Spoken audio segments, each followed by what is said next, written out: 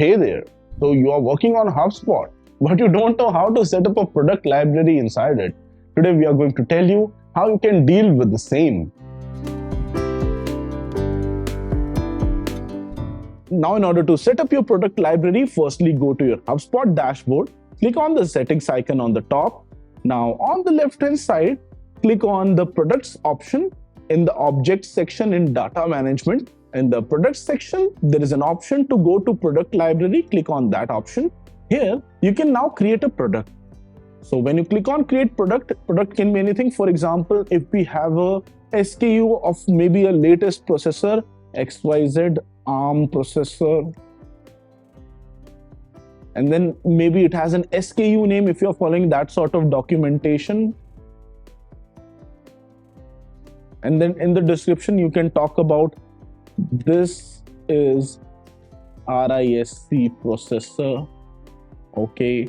Then product type could be whether it's in your inventory, whether it's a service product. So this is the inventory product, and select the image URL for the product which you want to show. And in the URL section, you can put in the URL which will redirect the user to the particular section when they click on the image.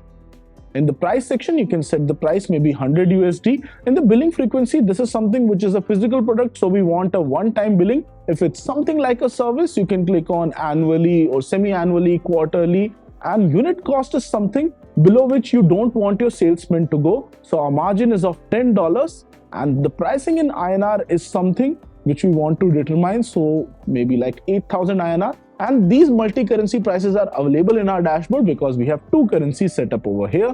In the billing term, you can put in the number of months for which the customer is logged in after a purchase. So this is not a service. This is something which we are selling as a product. So the billing term is here 0. And then you finally click on save, and this product would be added. So in case you want to use HubSpot's own native payment system, you can create a payment link here, or you can continue to product library in order to add more products. If you click on create payment link, here option for the product as well as the payment link would be created directly.